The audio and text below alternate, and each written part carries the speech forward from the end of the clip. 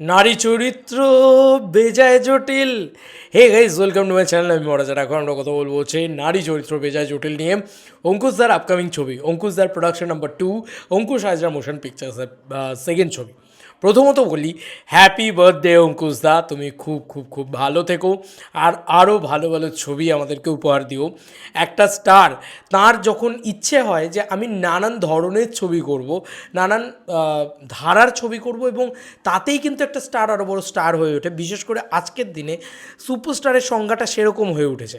আমরা যদি শাহরুখেরও দেখি, Shahrukh is a like biggest superstar হয়ে গেছে। তারপরেও তার পাঠান দেখো একটা অন্য রকমের ছবি, এক রকমের ছবি, স্লিক অ্যাকশন ফিল্ম। জওয়ান তার মাসি অ্যাকশন ছবি, এবং তার পরবর্তী ছবি কি ডাঙ্কি, সেটা একটা অন্য রকমের একদমই ফ্যামিলি ওরিয়েন্টেড ছবি। তো বোঝা যাচ্ছে যে তিন ধরনের ছবি তিনি করেছিলেন। তো সেইভাবে দাঁড়িয়ে তার কিং আবার একদম অন্যরকম একটা ছবি হতে চলেছে। তো এর মধ্যেখানে দাঁড়িয়ে আমরা এটাই বলবো যে মির্জা ছিল মাসি অ্যাকশন ছবি, ঠিক আছে, মাস ছবি। যেহেতু অঙ্কুশদা বলেই ছিল যে অঙ্কুশদার নিজের প্রথম প্রোডাকশন হাউস খুললে তিনি যে ধরনের ছবি করে বড় হয়েছে সে ধরনের ছবিকে একটা তিনি ট্রিবিউট দিতে চান।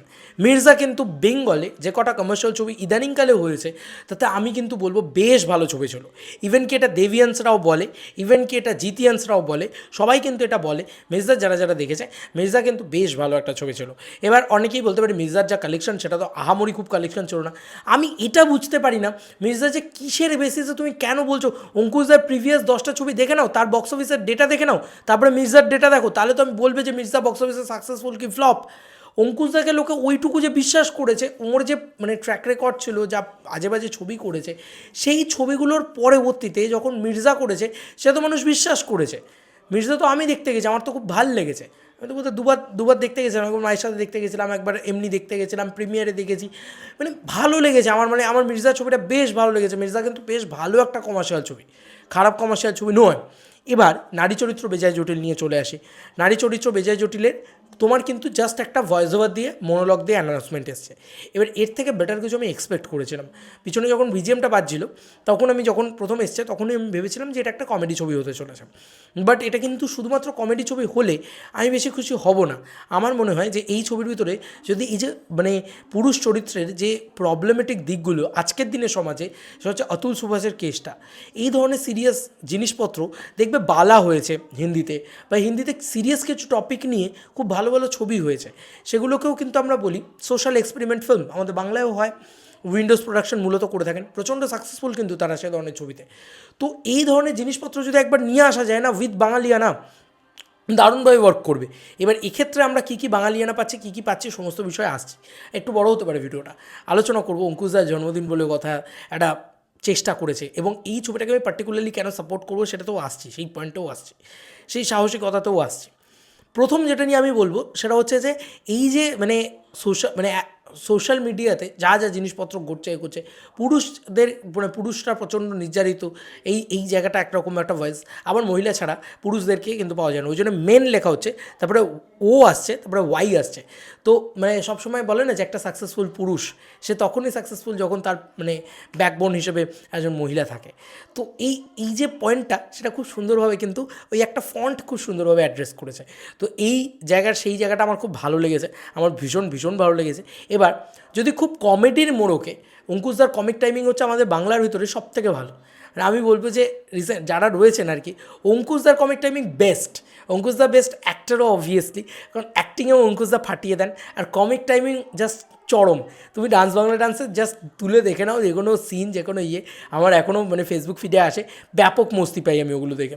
আর তুমি অঙ্কুশদার কমেডি ছবিরও কমিক টাইমিং তুলে দেন, দারুণ কমিক টাইমিং। তো অঙ্কুশদার কমিক টাইমিং এতটাই ভালো যে তাকে দিয়ে ভালো কমেডি পুল করানো যাবে কিন্তু। তো এরকম একটা পরিস্থিতিতে দাঁড়িয়ে কমেডির মোড়কে যদি খুব সিরিয়াস সাবজেক্টের একটা কী বলবো মেসেজিং দেওয়া যায়, একটু মজা দেওয়া যায়, তার সাথে মজা দেওয়া যায়, মানে যাকে বলা যেতে পারে ইনফোটেনমেন্ট, খুব ভালো হয়, ভীষণ ভালো হয়। এবং তার এই প্রচেষ্টাটাকে কেন সাপোর্ট করছে, এবার সেই প্রশ্নে চলে আসি। জায়গাটা কেন, দেখো তিনি চাইলে সিরিয়াল বানাতে পারতেন, মানে চাইলেই পারতেন, কিন্তু তিনি একটা তার পরবর্তী ছবিটা সিরিয়াল বানাতে চাইতেন 20 লাখ, 30 লাখ, 50 লাখে ছবিটা কালেক্ট করতে 1 কোটি টাকা, বলতেন সুপারহিট হয়ে গেছে, বাহ খুব ভালো। এইভাবে তিনি জার্নিটা চালিয়ে যেতে পারতেন।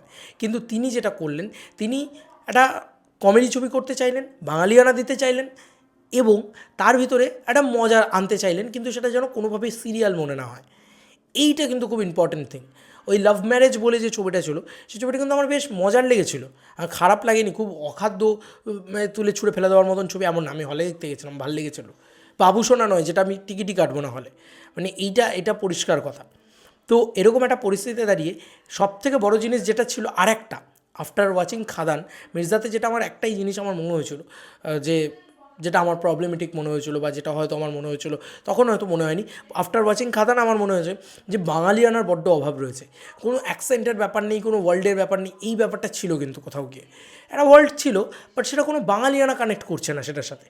এক্ষেত্রে অঙ্কুশ দা সেটা খুব বুদ্ধিমত্তার সাথে করেছে, যে এই উত্তম কুমারের কথাটা, যে ওই জন্যই মহানায়ক বলেছিলেন, এই যে ব্যাপারটা যেভাবে রেখেছেন নারী চরিত্র বেজায় জটিল, এই কথাটার সাথে আমাদের বাঙালি ক্যারেক্টার্সরা প্রচণ্ডভাবে কানেক্টেড ফিল করবে। উত্তম কুমার তো এমনি আমাদের বাঙালির নস্টালজিয়া, সবথেকে বড় নস্টালজিয়া। তো এরকম একটা পরিস্থিতিতে দাঁড়িয়ে আমার মনে হয় এটা খুব ভালো একটা অ্যানাউন্সমেন্টও হয়েছে কোথাও গিয়ে। এবার যেটা আমার খারাপ লেগেছে এই অ্যানাউন্সমেন্টের ভিতরে, সেটা হচ্ছে সুমিত সাহিল, আমি জানি না অঙ্কুশদার সাথে খুব ভালো সম্পর্ক হতো, কিন্তু তিনি কতটা বাঙালিয়ানা দেখাতে পারবেন, এইটা নিয়ে আমার প্রশ্ন, যে তিনি কতটা বাঙালি, কিন্তু তিনি ভালো বাংলাই বলতে পারেন না, এইটা হচ্ছে ব্যাপার। এবং তিনি এখানকার মানুষও নন। সুমিত সাহিল কতটা ভালো বাঙালিয়ানা দেখাতে পারবেন, এইটা নিয়ে আমি খুব ডাউটফুল। দেখা যাক অঙ্কুশদা সেক্ষেত্রে কতটা হেল্প করতে পারে এবং কতটা বাঙালিয়ানা থাকতে পারে ছবিটার ভিতরে। দেখো ছবিটার ভিতরে বাঙালিয়ানা ভরপুর থাকতে হবে। ঐন্দ্রিলা থাকলে আমার কোনো সমস্যা নেই, ঐন্দ্রিলাদি খারাপ অভিনয় করে না, ভালোই অভিনয় করে। এবং আজকে আমরা এই প্রশ্নগুলো কেন তুলি না দেবদার এগেনস্টে গিয়ে, আজকে আমরা প্রশ্নগুলো অঙ্কুশদার এগেনস্টে তুলছি। দেবদা তো পরপর 3টে ছবি করেছিলেন, চ্যাম্প, ককপিট, কবির, 3টেতেই তো রুক্মিণী দিচ্ছিল। অসুবিধার কী আছে? এত প্রশ্ন তুলে লাভ নেই ভাই, আমার কাছে তো অন্তত। আমার মনে হয় যে হ্যাঁ, ঐন্দ্রিলাদি থাকলে কোনো সমস্যা নেই, হতেই পারে, থাকতেই পারেন। এর আমার যেটা মূল বক্তব্য, বাঙালিয়ানা কতটা থাকে, কারণ অ্যানাউন্সমেন্টের ভিতরে কিন্তু রয়েছে। আর যেটা আমার অ্যানাউন্সমেন্ট নিয়ে আরেকটা যেটা আমার নেগেটিভ লেগেছে, সেটা আমি বলি, ব্ল্যাক স্ক্রিনে মানে শুধুমাত্র আমরা ভয়েসটাই শুনতে পাই, ভালো বিজিএম একটা চলছে, মানে কমেডি বিজিএমের ভিতরেও একটা এনার্জেটিক বিজিএম চলে, তো সেই বিজিএমটা ভালো লেগেছে আমার, মানে একটা ভাইবস দিচ্ছে কোথাও গিয়ে, সেটা ভালো। কিন্তু মানে কখনোই ওই ব্ল্যাক স্ক্রিনের ভিতরে অঙ্কুশদার কোনো ফেস দেখা যাচ্ছে না, কোনো আলাদা করে শ্যুটিং নেই, কিছু নেই, সেইটাতে আমার কোথাও গিয়ে মনে হচ্ছে আনপ্রফেশনালিজম হয়েছে, আর একটু বেটার হতে পারতো। এই অ্যাক্রোপলিসের সাথেই কিন্তু তাদের আগের ছবিটা ছিল মির্জা, এখনও মির্জা কোনো ওটিটি প্ল্যাটফর্মে বা স্যাটেলাইটে আসেনি, দেখা যাক কোথায় বিক্রি হয়েছে কী না হয়েছে, কবেই কোথায় আসে। আড্ডা টাইমসে তো আসবেই, এই সুরিন্দর ফিল্মসের সাথে ভেঞ্চারে ছিল, যেহেতু ভেঞ্চারে ছিল বা প্রেজেন্টার ছিল বোধহয় সুরিন্দর ফিল্মস, যাই হোক। তো দেখা যাক কী হয়।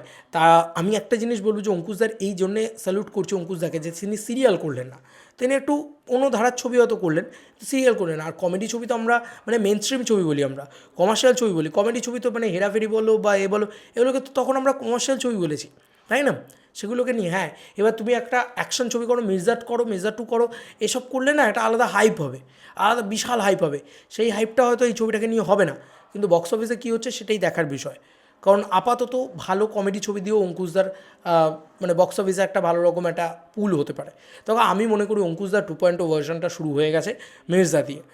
এবার হ্যাঁ, অনেকেই বলতে পারে এই এসকের অনেকগুলো ভুলভাল ছবি আসবে, আরে ভাই এগুলো আগে থেকে শ্যুট করা রয়েছে, কী করা যাবে?